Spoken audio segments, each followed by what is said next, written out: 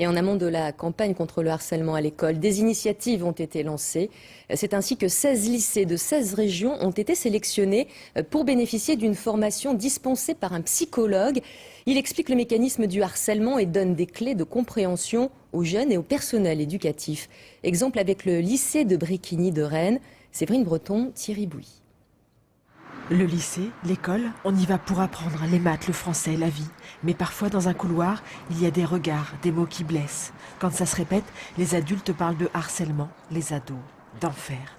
Les histoires sont différentes, mais les phénomènes toujours les mêmes. Une victime, un harceleur, et autour des gens qui ne peuvent ou ne veulent pas voir.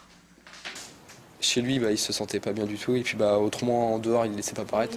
Ici, pendant 4 jours, élèves, profs et parents analysent les ressorts psychologiques du harcèlement pour essayer de lutter contre.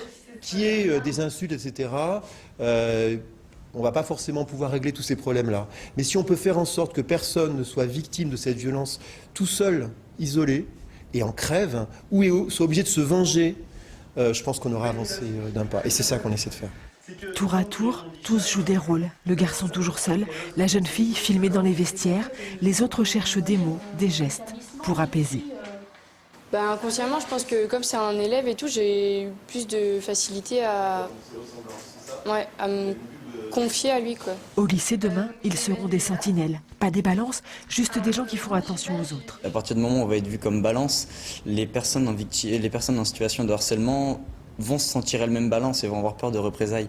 Alors que c'est pas du tout ça. On n'est pas là du tout pour s'occuper des personnes qui harcèlent, mais vraiment juste pour faire en sorte que la personne harcelée aille mieux.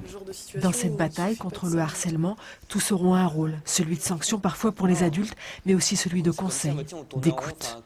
Je me suis aperçue que très souvent, en fin de compte, nous les parents, on était les derniers informés et que souvent c'était déjà trop tard. La base de l'efficacité du dispositif, de la lutte contre le harcèlement, c'est vraiment de s'occuper de la personne qui est victime et de faire en sorte qu'elle ait une meilleure estime d'elle, de faire admettre que ce n'est pas normal qu'elle subisse ça et que le problème ne vient pas d'elle, que le problème vient des gens qui lui posent problème. Voilà.